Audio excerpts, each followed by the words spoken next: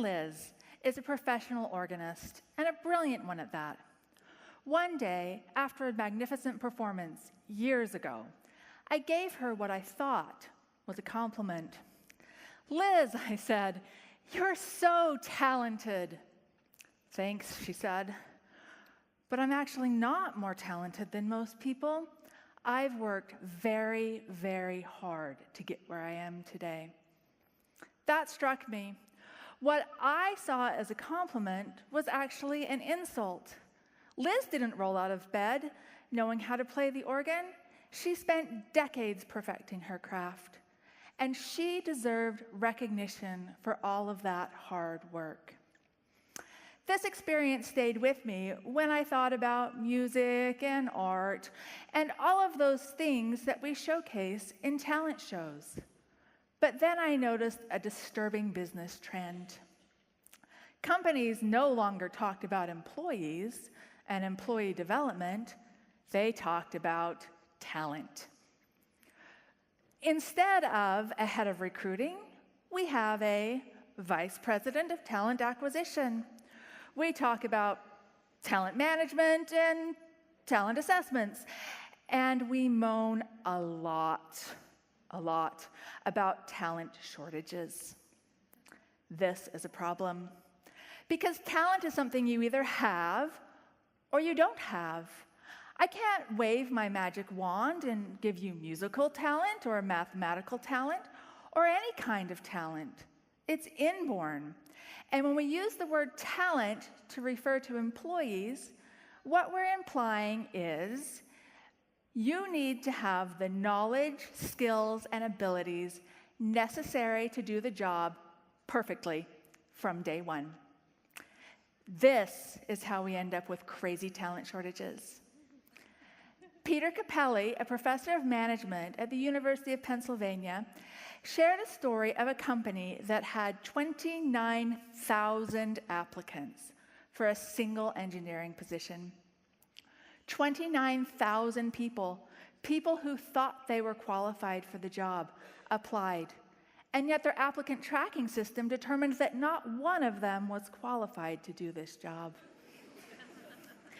Now, we all know that these criteria, chosen by a human who was searching for talent, are completely ridiculous. I could probably find 3 or 4 of you in this very room that could do that job with just a little bit of training. While this is frustrating from a career perspective, it also means that we're not investing in ourselves. If we believe that doing music or high-level math requires talent, and we don't have that natural talent, we won't even try. We'll say, "I could never do that." Well, here's the secret. You probably could. This isn't to say that natural talent and ability don't play roles. Of course they do. Mozart wrote his first minuet at 5. That's some serious natural talent. But it took Lin-Manuel Miranda a full year to write a single song for his musical Hamilton. While I don't doubt he has natural talent, what he did was a lot of work. So what's the solution? We stop using the word talent when we mean skills. Nobody comes out of the womb knowing how to do organic chemistry. What we want to hire are people with skills. Well, what's the difference between talent and skills? Skills are something you gain through hard work and dedication.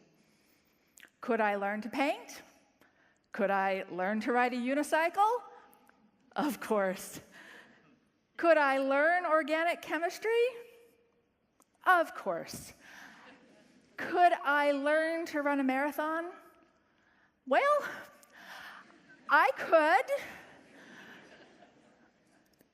but it's doubtful that I'm ever going to win an Olympic gold medal in track because I do lack natural talent in that area. But let's be honest about something else. I'm not willing to do the work. I strongly prefer Ben & Jerry's ice cream to marathon running.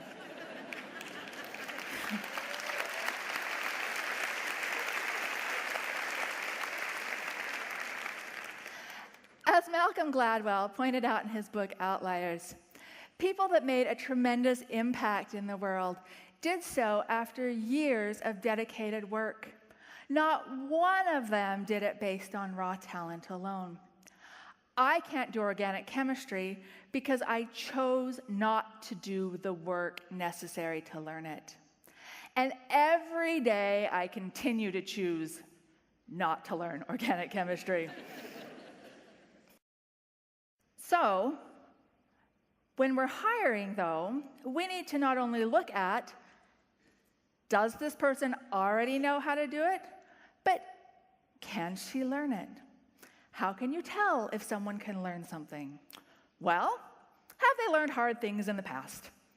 Do they know similar things? Do they have a history of recovering from failure? Somebody that has failed and then succeeded has demonstrated that they have the grit and guts necessary to do hard things. Shouldn't we just look for someone that has never failed but always succeeded? Well, that's kind of society's goal. We want to hire that person with the perfect resume. But when Google took a look at what made great employees, perfect grades were not at the top of that list. What was? Listening, critical thinking, and problem solving.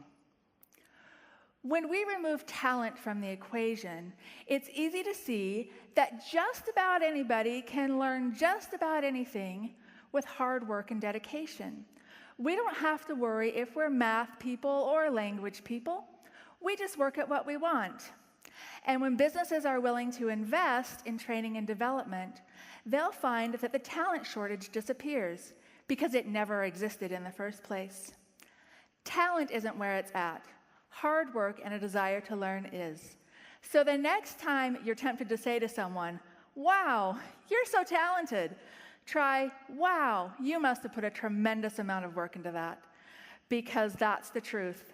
If you admire someone's skill, forget talent and get to work.